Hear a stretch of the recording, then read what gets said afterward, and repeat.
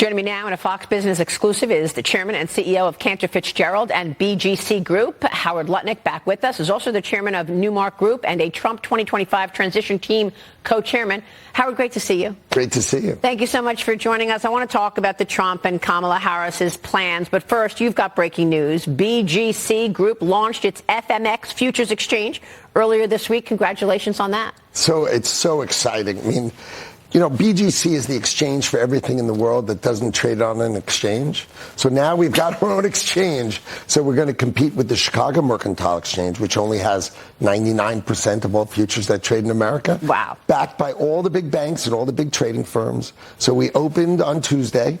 Right, so we're just beginning. We've got 6 accounts. I mean the biggest accounts in the world trading so far. And then every day we're going to add a couple more. And then by the end of the first year, we'll have all the players on the field.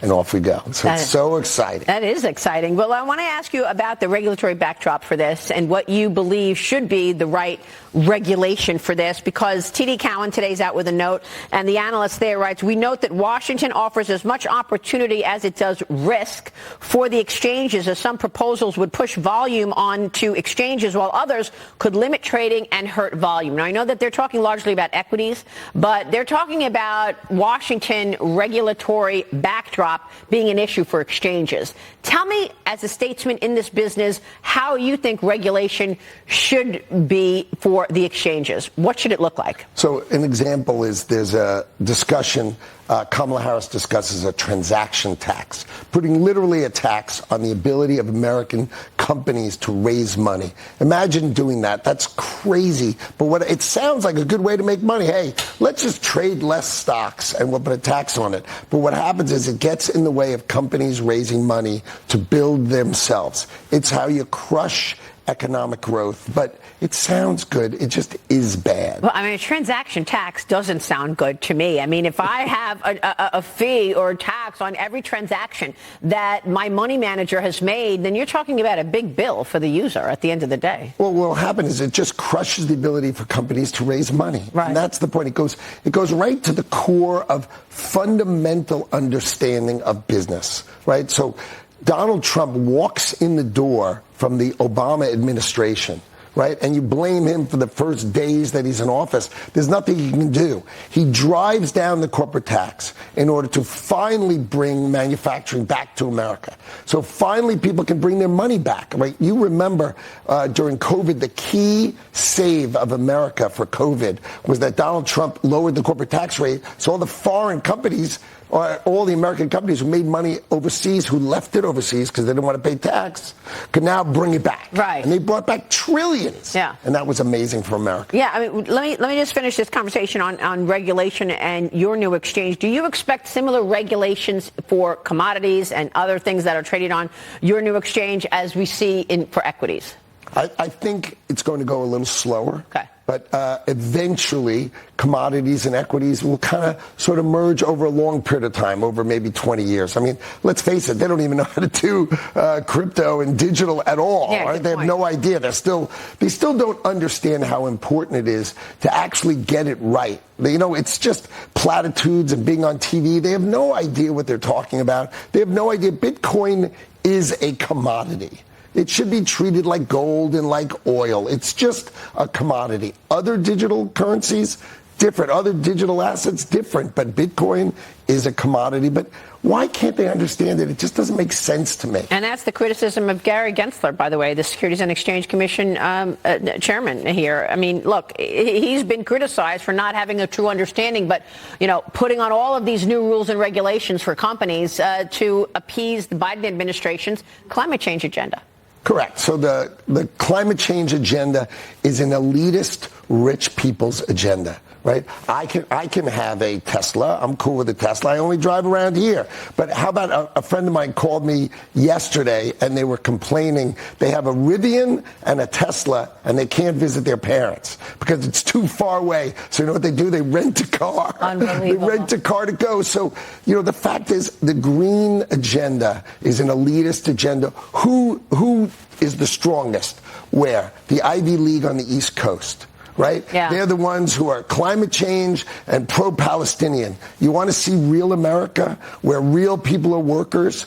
go to the Alabama-Georgia game this weekend and go to those universities and ask those people what they think. They're not talking climate change. What they're talking about, my parents need a job. They need manufacturing jobs. And that's what Donald Trump is bringing. Well, we just spoke about this with Tommy Tuberville. He's going to go with President Trump to the Georgia-Bama game this weekend. How fun is that? You're going to be there?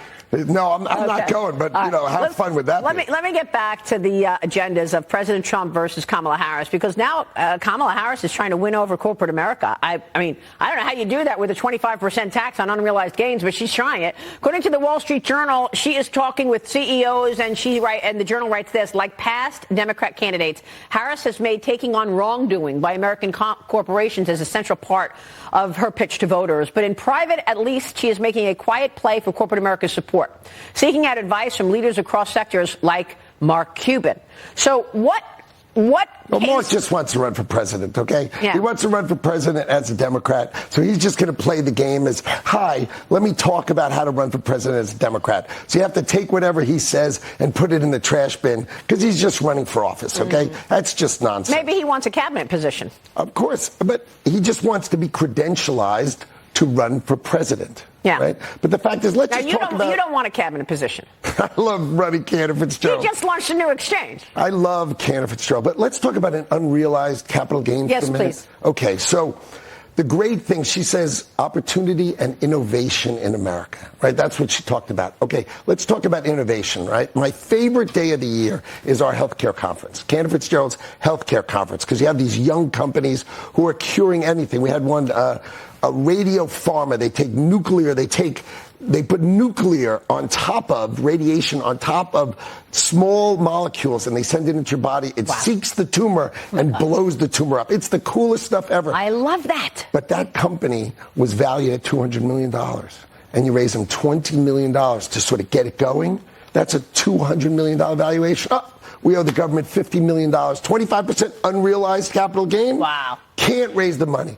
You will literally kill the venture capital business. You will literally kill the innovation business in America.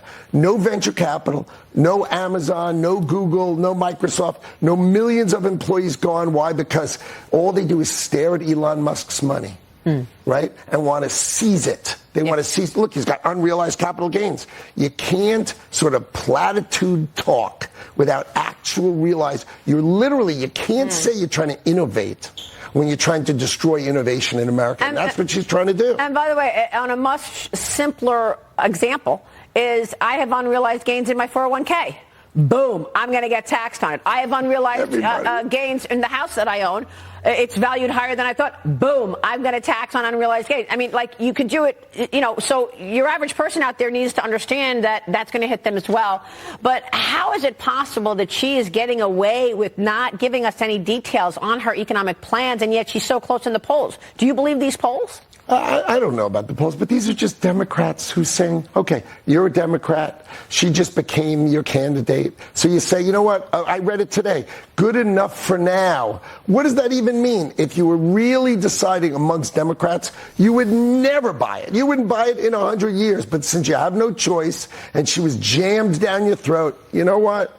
She's good enough for now. That's literally what they said. No details of her economic policy at all. Donald Trump says, right? Remember what she said? She said, the rate of inflation is coming down. That means prices are going up slower. Yeah. Donald Trump says he's going to cut the prices of oil, cut them, make gas cheaper, not make gas go up a little slower. So real quick before we go, what's the most important plan that people need to understand about Donald Trump and about his plans for the economy and taxes? He will drive down the cost of gasoline. He will drive down the cost of energy, and he will drive down corporate taxes, which means they will build factories here, bring back farming, right? Tariffs will protect our farmers.